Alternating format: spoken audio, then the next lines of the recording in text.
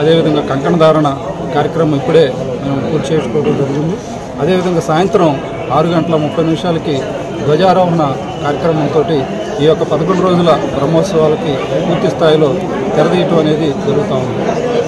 ధ్వజారోహణ కార్యక్రమం అనంతరం శ్రీకాళహస్తి దేవస్థానం తరపున పట్టు వస్త్రాల సమర్పణ ఉంది. తదుపరి ఈ యొక్క ప్రతిరోజు ఆయా దేవస్థానాలకు సంబంధించినటువంటి పట్టు వస్త్రాల సమర్పణ, 23వ తారీఖు గౌరవ ముఖ్యమంత్రి వర్యులు స్వామి అమ్మవార్లకు పట్టు వస్త్రాల సమర్పణ, అదేవిధంగా గౌరవ రాష్ట్ర ప్రథమ పౌరులు గవర్నర్ గారు కూడా వారి కుటుంబ సమేతంగా కూడా స్వామి అమ్మవారిని దర్శించుకొని ఈ యొక్క మహాశివరాత్రి ఉత్సవాల్లో వారు కూడా భాగస్వాములు కావడానికి వారు వస్తారు. అది ఏ రోజు అనేది మేము చెప్తాం. ఈ గత సంవత్సరం కంటే ఈ సంవత్సరం ఏర్పాట్లు మేము కొంత వ్యయ ప్రయాసాలు కోర్చినప్పటికీ కూడా వాటిని వెయిట్ని వెనకాడకుండా భక్తుల యొక్క అవసరాలు వారి యొక్క మనోభావాలను దృష్టిలో పెట్టుకొని ఏర్పాట్లు పెద్ద ఎత్తున చేశాము.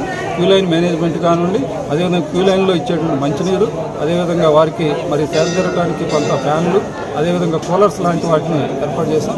దర్శనాన్ని కూడా 24 గంటల్లో 21 గంట సామాన్య భక్తులు కూడా ఉచితమైనటువంటి దర్శనాన్ని ఏ విధమైనటువంటి ఆటంకాలు లేకుండా నిర్వహించడానికి సంబంధించి ఈ సంవత్సరం ప్రత్యేకించి ఏర్పాట్లు చేసుకున్నాం.